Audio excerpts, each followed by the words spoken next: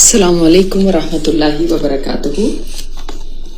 الحمدللہ رب العالمین والعاقبۃ للمتقین والصلاة والسلام علی سید المرسلین وعلی آلہ وصحبہ ومن تبعہم بإحسان الی یوم الدین، اما بعد فاعوذ باللہ من الشیطان الرجیم، بسم اللہ الرحمن الرحیم۔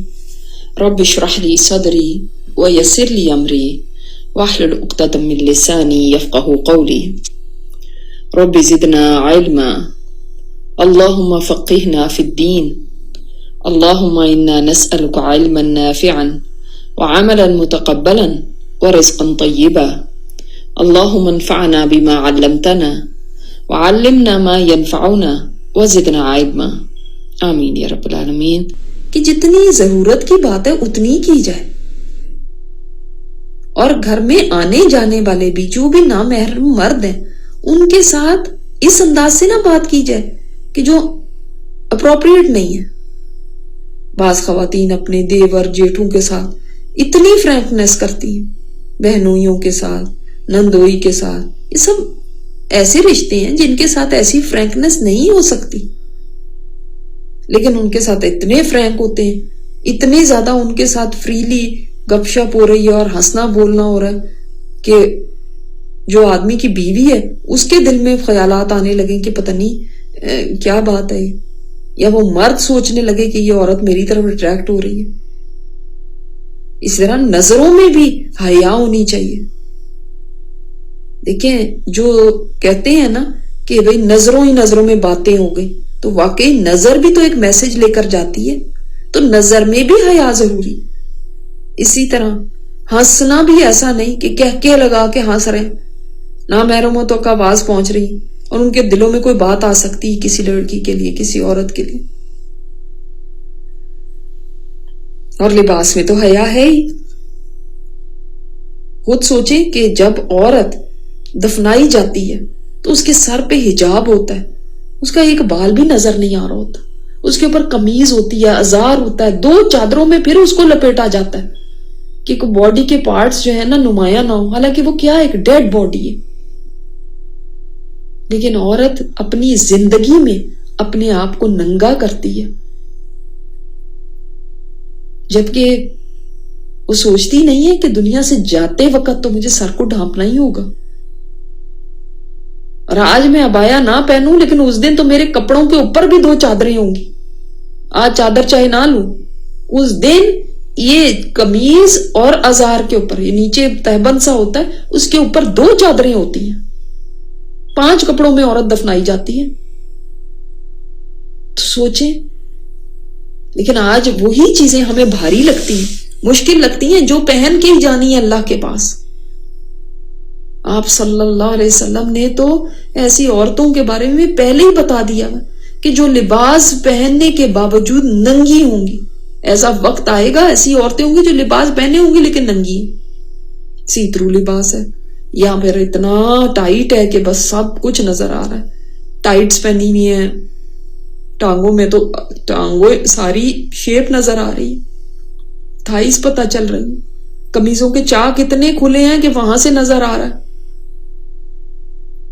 تو فرمایا لوگ ان کی طرف مائل ہوں گے، یعنی لوگ اٹریکٹ ہوتے ہیں، پھر ظاہر لوگ دیکھتے ہیں ایسی عورتوں کی طرف، یا ٹک ٹک کرتی ہیل جا رہی ہے تو پھر وہ بھی دیکھیں گے لوگ، ایسا میک اپ ہے، ایسی خوبصورت بنی سنوری ہے، خاص طور پہ آپ شادیوں پہ دیکھیں، ہر عورت جتنا وہ میکسیمم تیار ہو سکتی، دلہن کی بات نہیں ہو رہی، گیسٹ کی بات ہو رہی، جتنا میکسیمم تیار ہو سکتی ہر عورت اتنی تیار ہو کے بن سنور کے آتی۔ تو کیا مائل نہیں ہوتے مرد ان کی طرف، دیکھتے نہیں ہیں ان کی طرف؟ ظاہر ہے اسی لیے تیار ہوتے ہیں کہ لوگ ہمیں دیکھیں کہ ہم کتنے خوبصورت لگ رہے ہیں۔ اب ایسے میں یہ حدیث کیا سمجھ نہیں آتی کہ لوگ ان کی طرف مائل ہوتے ہیں اور وہ لوگوں کی طرف مائل ہوتے ہیں، اور فرمایا ان کے سروں پہ جوڑے ہیں جیسے بختی اونٹوں کی کوہانے، ایسے اونچے اونچے جوڑے بنائے ہوئے، تو فرمایا وہ جنت میں داخل نہیں ہوں گی، داخل ہونا تو دور کی بات، اس کی خوشبو بھی نہیں سونگیں گی۔ اور دوسری روایت میں ایک وقت آنے والا ہے کہ لوگ چراغوں پر بیٹھیں گے، جو چراغ کجاووں کی شکل میں ہوں گے۔ کجاوے یعنی جیسے اونٹ کے اوپر کجاوے رکھتے ہیں نا، اس طرح آپ نے کبھی دیکھا ہوگا اون پہ کجاوا رکھا ہوتا ہے، تو اس طرح کے وہ چراغ ہوں گے. آپ اگر اس کو آج سوچیں، آج کیا ایسی سواریاں نہیں ہیں کجاووں کی صورت میں، اور ان میں چراغ ہے، لائٹیں جب جلاتے ہیں گاڑی سٹارٹ ہوتی ہے اس کی لائٹیں ہوتی ہیں. سبحان اللہ. فرمایا تھا ایک وقت آنے والا ہے ایسے لوگ چراغوں میں بیٹھیں گے اور وہ کجاووں کی شکل میں ہوں گے. ان چراغوں پر سوار ہو کر وہ مسجد کے دروازوں پر آ کر اتریں گے، اور ان کے پیچھے عورتیں ہوں گی، ان کے سروں پر جوڑے ہوں گے. ان پر لعنت بھیجو، یہ یہود کی نقالی کرتی ہیں. اللہ اکبر. بڑی بڑی گاڑیوں میں اس میں خواتین آتی ہیں نکلتی ہیں اور ان کے سروں پہ جوڑے ہوتے ہیں، بے پرد ہوتی ہیں. فرمایا ان پہ لعنتیں بھیجو. سوچیں ہم چند گھنٹے کے لیے اچھا لگنے کے لیے اپنی جنت کو تو نہیں کھو رہے، ہم کہیں اس سے محروم تو نہیں ہو رہے. ڈر نہیں لگتا کہ میری جنت اگر چلی گئی صرف یہ اتنی تھوڑی سی تعریفوں کے لیے، تھوڑی سی لوگوں میں اچھے لگنے کے لیے؟ کیا ملتا ہے ہمیں؟ اچھے لگ جاتے ہیں تو کیا کوئی کہے گا ہاں بڑی اچھی لگ رہی. بس آدھوں کی تو تعریفیں بھی جھوٹی ہوتی ہیں. لوگ ایسے ہی کہہ دیتے ہیں، آج کل تو لوگوں کو عادت ہی ہے جو مل جانا، نہیں بڑی پیاری لگ رہی، بڑی خوبصورت لگ رہی. تو جہاں خواتین ہو آپ ضرور تیار ہو، لیکن جہاں نامحرم مرد ہو وہاں بے پرد ہونا کیا یہ ورت ہے کہ اس کی خاطر ہم صرف یہ تھوڑی دیر کی خاطر ہم اپنی جنت سے محروم ہونا پسند کر لیں؟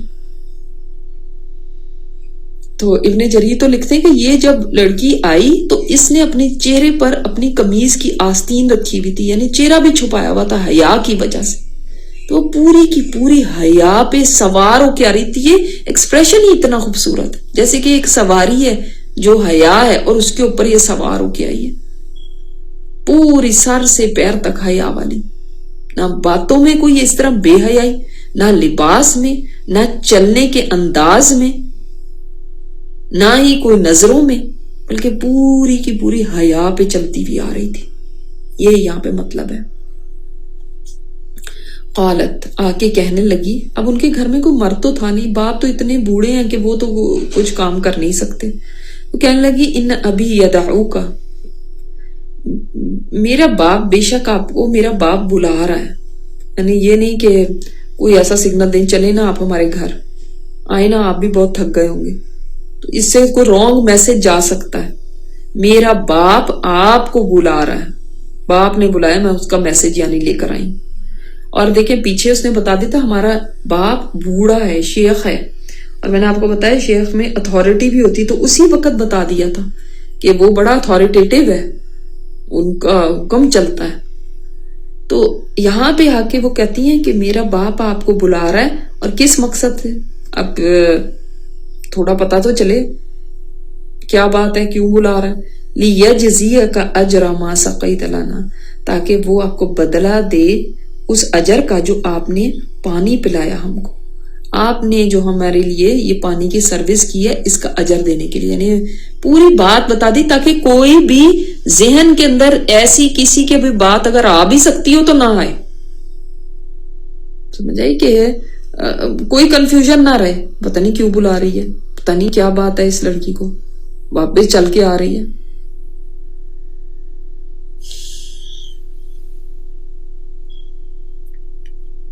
اب موسیٰ علیہ السلام ان کے ساتھ چل پڑتے ہیں. فلما جاءہ، پھر جب وہ آ گیا اس کے پاس، وقص علیہ القصص، اور اس کو قصہ سنایا، پورا قصہ. اب دیکھیں پورا قصہ یعنی ساری بات کھول کے بیان کرتی، کوئی جھوٹ نہیں، کوئی بناوٹ نہیں، کوئی ایسی بات نہیں. قال، اس نے کہا، لا تخف، آپ ڈرے نہیں، نجوت من القوم الظالمین، آپ نے نجات پا لیا ظالم قوم سے، آپ ان کے علاقے سے نکل آئے آپ. اچھا اب یہ دیکھیں انہوں نے تو اجر کے لیے نہیں یہ کیا تھا نا نیکی کا کام، لیکن وہ کہہ رہی ہے کہ ہمارا باپ آپ کو اجر دینا چاہتا ہے. تو آگے سے یہ نہیں ہے کہ نہیں مجھے کوئی اجر نہیں چاہیے، مجھے کوئی نہیں یہ چاہیے، میں نے تو اللہ کی خاطر کیا. نہیں، وہ جانتے تھے کہ میں نے ابھی دعا کی ہے نا کہ اللہ جو بھی بھلائی میری طرف تو نازل کرے گا میں اس کا محتاج ہوں، اللہ میں لے لوں گا جو اپرچونٹی میری طرف آئے گی۔ اب وہ کہہ رہی ہے تو ویسے تو لینے میں کوئی حرج نہیں ہے۔ یاد رکھیے اگر آپ نے کوئی نیکی کی اور بغیر بدلے کی نیت کی اور بغیر کسی شہرت کے اور بغیر کسی بھی لالچ کے بغیر آپ نے کوئی نیکی کی ہے اور اس میں آپ کو کوئی اجر دے دیتا ہے نا تو وہ لینے میں کوئی حرج نہیں۔ جو بن مانگے مل گیا، حضرت عمر کا ایک دفعہ واقعہ آتا ہے، انہوں نے کچھ کام کیا تھا تو آپ صلی اللہ علیہ وسلم نے ان کو کچھ دیا تو انہوں نے فرمایا کہ نہیں مجھے نہیں ضرورت ہے، آپ کسی اور کو دے دیں، اس کو صدقہ کر دیں۔ تو آپ صلی اللہ علیہ وسلم نے فرمایا نہیں تم لے لو اور پھر اس کو صدقہ کر دینا، کیونکہ بغیر کسی لالچ کے انہوں نے کیا تھا نا، تو ان کو تو نہیں تھا کہ مجھے کچھ اس کا ریوارڈ ملے، لیکن بن مانگے مل گیا اگر تو لے سکتے ہیں۔ دوسرا یہ بھی تفاسیر میں آتا ہے کہ یہ جو انہوں نے دعا مانگی تھی تو ان کو یہ بات سمجھ میں آئی کہ یہ اللہ تعالیٰ نے کوئی خیر کا دروازہ میرے لیے کھولا ہے۔ ہو سکتا ہے میں ان کے والد کے پاس جاؤں تو وہ کوئی ایسا مشورہ دے دیں، کوئی راستہ بتا دیں، کوئی کچھ کر دیں، کیونکہ یہ تو بالکل لاسٹ ہے۔ ابن عساکر نے ایک روایت نقل کی ہے کہ جب موسیٰ علیہ السلام ان کے گھر پہنچے تو شعیب علیہ السلام نے کھانا پیش کیا تو موسیٰ علیہ السلام نے فرمایا کہ اللہ کی پناہ ہے اس سے۔ شعیب علیہ السلام نے پوچھا کیوں، کیا آپ کو بھوک نہیں ہے؟ تو موسیٰ علیہ السلام نے فرمایا بھوک تو ہے مگر مجھے ڈر ہے کہ یہ کہیں میرے اس عمل کا بدلہ نہ بن جائے کہ میں نے بکری کو پانی پلایا تو اس کی بدلے میں یہ کھا رہا ہوں۔ تو آپ دیکھیں گے کہ جو پہلے لوگ ہوتے تھے نا وہ اس چیزوں سے بڑا ہی ڈرا کرتے تھے کہ جو کام ہم اللہ کی خاطر کر رہے ہیں اس کا ہم آخرت میں بدلہ چاہتے ہیں، ہم نہیں چاہتے کہ زمین میں کوئی بدلہ ہمیں ملے یہاں پہ۔ تو موسیٰ علیہ السلام نے بھی یہ فرمایا کہ ہم تو ایسے لوگ ہیں جو کام آخرت کے لیے کریں پھر اس کے بدلے میں کوئی پوری زمین بھر کے بھی سونا دے دے تو ہم نہیں قبول کرتے، یعنی نیک اعمال کے ہم نے کوئی بدلہ نہیں لیتے۔ تو انہوں نے فرمایا شعیب علیہ السلام نے نہیں اللہ کی قسم میرے اور میرے آباء و اجداد کی یہ عادت رہی ہے ہمیشہ سے کہ مہمانوں کی مہمان نوازی کریں، تو میں تو اس وجہ سے آپ کو کھانا دے رہا ہوں۔ اس پہ موسیٰ علیہ السلام نے کھانا کھا لیا تھا، رول معانی میں ہے یہ۔ تو یعنی کوئی بدلے کا ان کو تھا نہیں، صرف اس نیت سے کہ میں جا کے وہاں پہ دیکھتا ہوں کہ کچھ بات بن جائے، کچھ وہاں پہ کچھ سمجھ میں آئے۔ تو وہ چلے گئے اور وہاں پہ سارا قصہ بتایا تو انہوں نے کہا کہ اب آپ کو ڈرنے کی کوئی ضرورت نہیں، اب آپ نکل آئے اس جگہ سے۔ اب آپ کو نیکی کا بھی پتہ چل گیا کہ دیکھیں آپ نیکی جو کی اس کا بدلے میں نہیں یہ لے رہے، ٹھیک ہے۔ قالت، اچھا اب وہ جب سارا قصہ سنا رہے ہیں، ساری بات کر رہے ہیں، تو جو لڑکیاں ہیں وہ بھی کہیں پیچھے کھڑی سن رہی ہوں گی، ان کو بھی کوئی کان میں بات پڑ گئی ہے۔ اب قالت احداہما، ان میں سے ایک بولی یا ابت استاجرہ، ابا جان اے میرے ابا جان اس کو نوکری پہ کیوں نہیں رکھ لیتے، اجرت پہ رکھ لیں۔ ان خیر من استاجرت، بے شک جو بہترین ہے جس کو آپ اجرت پہ رکھے نوکری دیں، کون ہے؟ جو قوی ہو اور امین ہو۔ اشارہ تھا کہ یہ بندہ قوی بھی ہے، طاقتور بھی ہے اور امانت دار بھی ہے، اس کو کیوں نہ ہائر کر لیا جائے۔ یہ وہی لڑکی ہے جس کو جو موسیٰ علیہ السلام کو بلانے کے لیے گئی تھی اور اس کا نام تفاسیر میں صفورہ لکھا ہوا ہے، انہی سے موسیٰ علیہ السلام کا نکاح بھی ہوا تھا بعد میں۔ اب گھر میں ایک ملازم کی تو ضرورت تھی جو باہر کے کام کاج کرے، لڑکیوں کے لیے بہت مشکل تھا، تو لڑکی نے کہا کہ آپ ان کو ملازمت پہ رکھ لیں، طاقتور بھی اور امانت دار بھی۔ اب یہاں پتا چلا کہ لڑکی بڑی ذہین تھی، اس لیے کہ یہ دو خوبیاں ایسی ہیں جو کسی بھی اچھے ملازم میں ہونی ضروری ہے۔ یعنی آپ کسی کو ملازمت میں رکھنا چاہیں یا کسی کو ووٹ دینا چاہیں، کسی کے حق میں کوئی اپنی رائے دینا چاہیں یا جیسے کہ آپ جاب پہ کسی کو رکھتے ہیں، کسی کو ہائر کرتے ہیں یا کسی کو اپنا کام سپرد کرتے ہیں، تو دو چیزیں اس میں دیکھیں. ایک، وہ اس کام کو کرنے کی صلاحیت رکھتا ہو. مثلاً آپ ووٹ دیتے ہیں تو آپ کو یہ پتا نہ چاہیے کہ اس کو واقعی یہ کام کرنا بھی آتا ہے، حکومت چلانی بھی آتی ہے، گورننس کی صلاحیتیں بھی اس کے اندر ہیں، اس کے اندر ایڈمنسٹریٹو پاور اس کی صلاحیت بھی ہے. نمبر 2، وہ امانت دار ہو.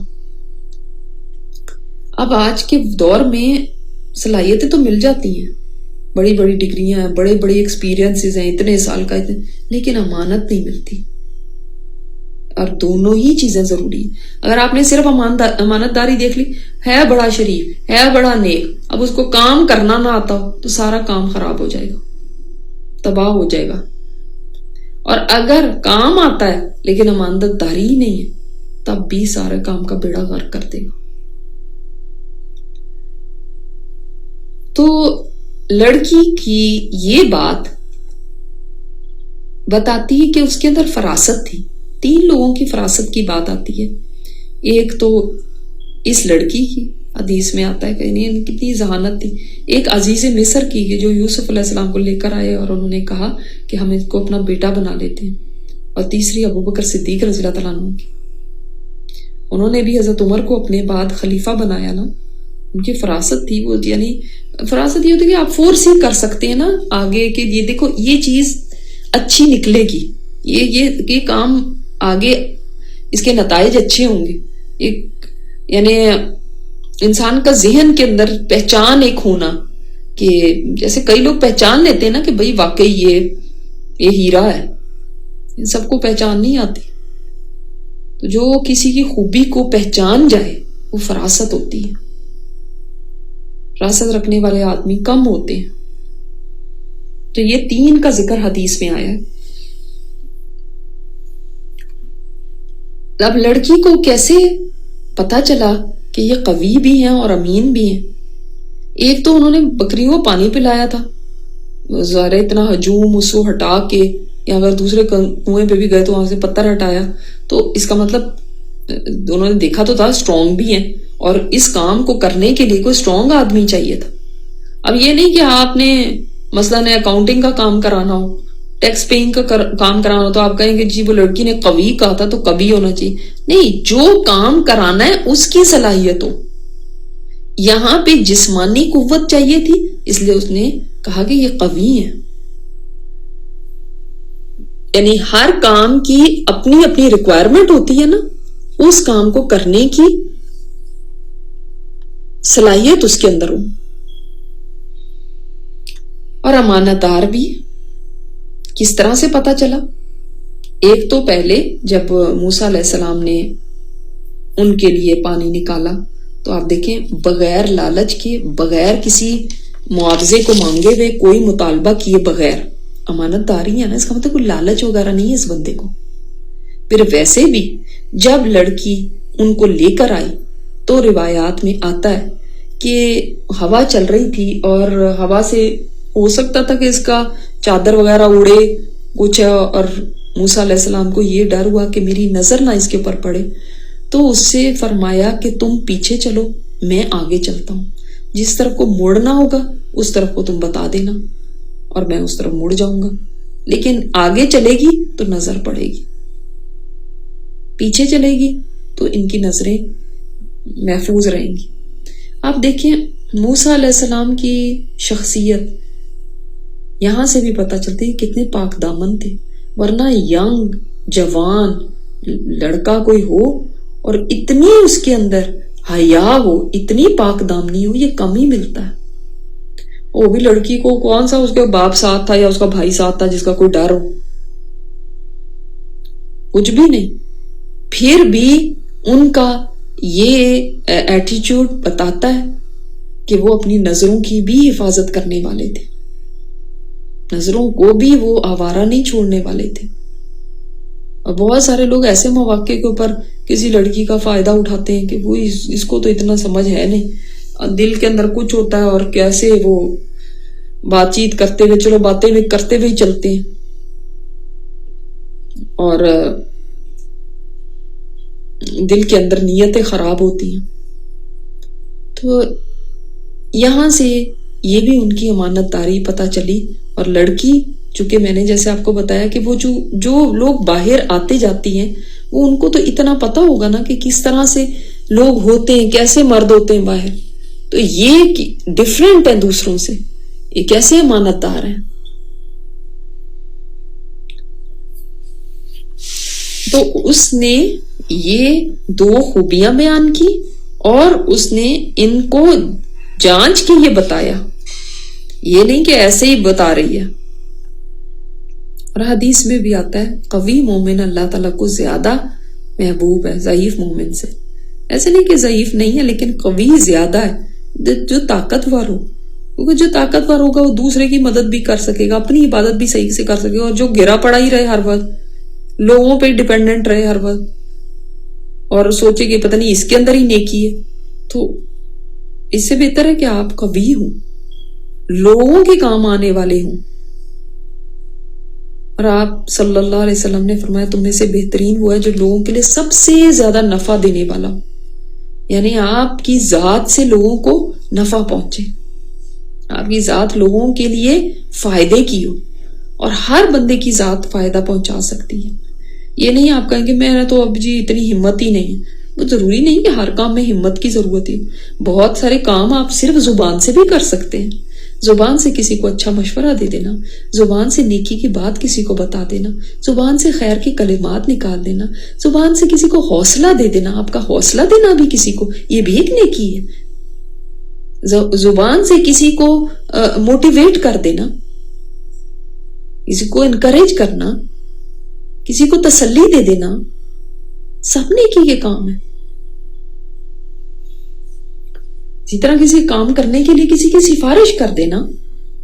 تو ہم یہ بہانہ کر کے بیٹھ جائیں کہ وہ جو ہمارے اندر تو ہمت نہیں, یا میرے پاس تو ٹائم نہیں, یا میرے پاس تو ایسے نہیں, تو لہٰذا میں کسی کی مدد کر ہی نہیں سکتی. یہ غلط ہے, یہ نہیں سوچنا چاہیے. یہ دیکھیں کہ میری ہمت, طاقت, سچویشن جتنی بھی ہے اس میں کس طرح اپنے ارد گرد والوں کے لیے فائدہ مند ہو سکتی ہوں. چاہے میں جاب پہ ہوں, چاہے میں گھر میں ہوں, چاہے میں کہیں پہ بھی ہوں, وہاں پہ میں اپنے ارد گرد والوں کے لیے کیسے خیر کا باعث بن سکتی ہوں. اب جب باپ نے یہ دیکھا کہ بیٹی یہ کہہ رہی ہے, تو اب ہمارے ہاں ایسا ہوتا ہے کہ جب کوئی عورت کوئی مشورہ دے دے, بیوی دے دے, بیٹی یا کوئی بھی بات ایسی کرے کوئی عورت, تو بعض لوگ آگے سے کہتے ہیں تم مت بولو, تمہاری تو ویسے ہی آدھی گواہی ہے, تمہاری تو عقل ہے ہی نہیں, یعنی تم کم عقل ہو. اور اس کو اسلام کا روپ دیتے ہیں کہ جیسے ہمارا دین یہ بتاتا ہے. آدھی گواہی کی بات الگ ہے, لیکن یہ بات کہنا کہ عورت کی عقل نہیں ہے اور اس کی سمجھ نہیں ہے, یہاں سے پتہ چلتا ہے کہ شعیب علیہ السلام نے اپنی بیٹی کا بھی مشورہ ماننا, سنا بھی اور ماننا بھی. اور یہ نہیں کہا انہوں نے کہ تمہاری سمجھ نہیں ہے, تمہاری عقل نہیں ہے, لہٰذا تم تو کچھ بھی بات نہ کرو.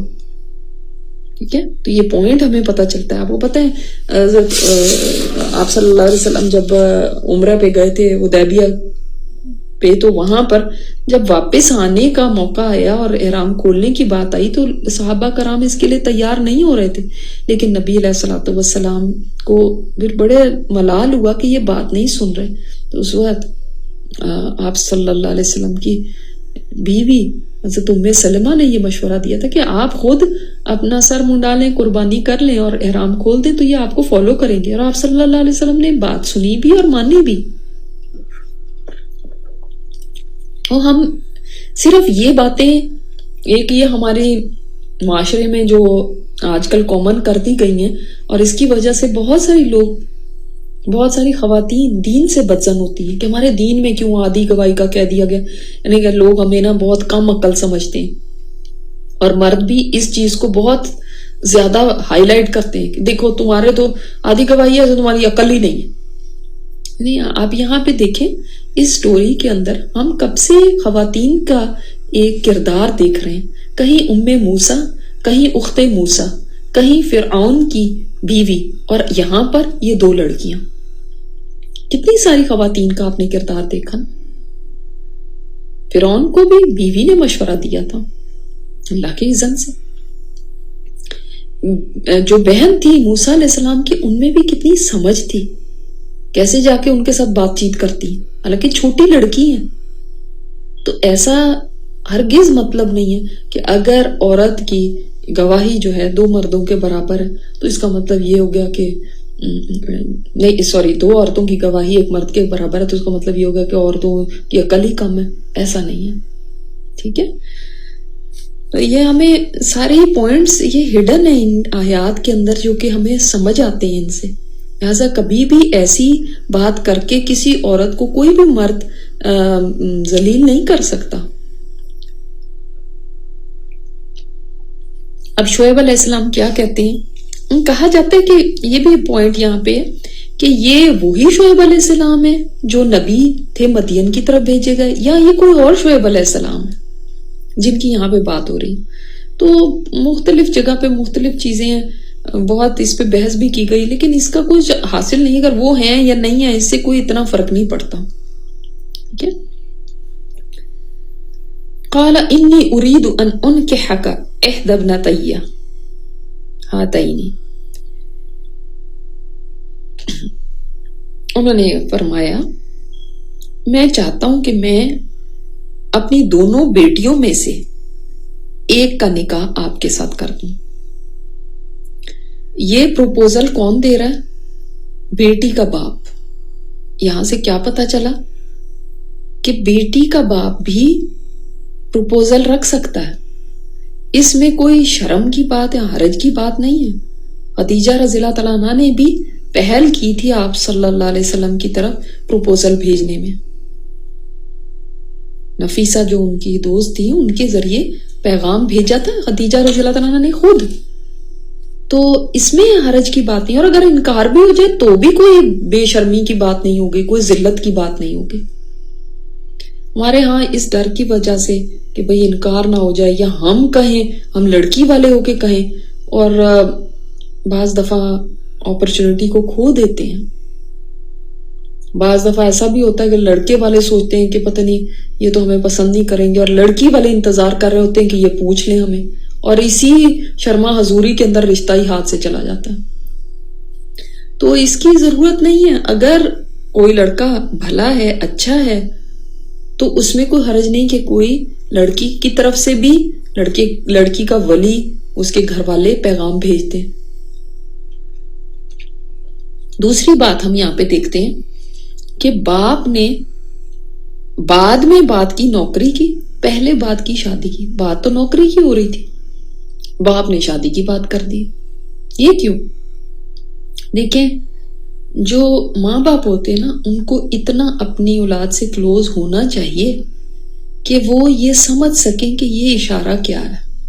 جب بیٹی کہہ رہی ہے نا ابا جان اس کو اجرت پہ رکھ لیں, بیٹی نے کہا ہے نا, باپ خود بھی اگر تو شعیب علیہ السلام ہی ہیں تو اللہ کے نبی ہیں, کوئی ایسا تو نہیں کہ ان کو نہیں سمجھ, لیکن بیٹی آگے بڑھ کے کہتی ہے تو باپ کو ہنٹ مل گیا کہ بیٹی کیا اشارہ مجھے دے رہی ہے. لہذا انہوں نے شادی کی بات کی. بیٹی کی طرف سے ایک طرح کی رضامندی ہے نا. بیٹی نے ان کی 2 خصوصیات, بہت زبردست خصوصیات جو کم لوگوں میں ملتی ہیں, وہ مینشن کی. اور اسے پہلے بھی انہوں نے آ کے ان کی تعریف ہی کی ہوگی جو باپ نے کہا ان کو لے کر آؤ میرے پاس, اچھی بات ہی ان کی بتائی ہوگی. تو باپ کو سمجھ آ گئی. اسی طرح ہمیں سمجھنا چاہیے جب ہمارے بچے کوئی اشارہ دیتے ہیں تو فوراً اس کو سنب کر کے بچے کو کہ یہ بات تم نے کیسے کہہ دی اور یہ کیسے نہیں ہو سکتا.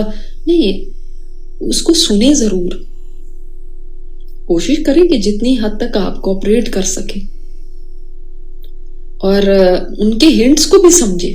اگر کوئی لڑکی خاص طور پہ شرم کی وجہ سے نہیں بتا سکتی سیدھا سیدھا, تو خود ہی سمجھ جانا چاہیے کہ یہ کیا اشارہ دے رہی, شادی کرنا چاہتی ہے, اس کو کوئی لڑکا پسند ہے. پھر آپ دیکھیں ابھی انہوں نے اس وقت فوراً نہیں بتایا کہ کون سی والی بیٹی, میری یہ والی بیٹی جو آپ کو لے کر آئی تھی اس کے ساتھ ہی ہوں, ابھی نہیں یہ بتایا.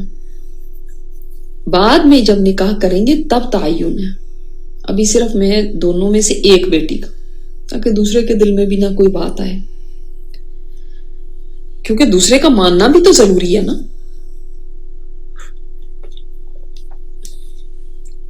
اعلیٰ اس شرط پہ ایک کی شادی کروں گا، ان تأجرنی ثمانیہ حجج، کہ آپ میرے پاس ملازمت کریں 8 حجج. سنانی کا حجج حج سے ہے. اس کا مطلب اس زمانے میں بھی وہ حج کی باتیں ان کو پتا ہوں گی، ظاہر ہے پیغمبروں کی اولاد اور آگے پیغمبر، تو پھر وہ اتنا تو سمجھتی، ابراہیم علیہ السلام کی نسل سے تھے تو حج کا تو پتا تھا. تو آپ 8 سال تک ہمارے ہاں ملازمت کریں، یعنی اس کا مطلب ہے پے بھی ملے گی. ملازمت کی اجر میں تو نوکری ہوتی ہے تو اس میں یعنی کچھ پیمنٹ بھی ملے گی. اس سے ہمیں پتہ چلا کہ اگر کوئی داماد اپنے سسر کے پاس ملازمت کر لے تو کوئی اس میں حرج کی بات نہیں ہے، اس میں کوئی غیرت کی بات نہیں ہو جانا چاہیے کہ آئے اتنی مجھے غیرت ہے کہ میں اپنے سسر کے پاس کام کروں، یہ تو عزت کا مسئلہ ہو گیا. اچھا اس میں نہیں عزت سمجھتے، بے عزتی سمجھتے کہ ہم ان سے بہت کچھ لے رہے ہیں جہیز کے نام پہ، یہ نہیں بے عزتی سمجھتے، لیکن یہ ضرور بے عزتی سمجھتے ہیں کہ ہاں ان کے پاس جاب کرو.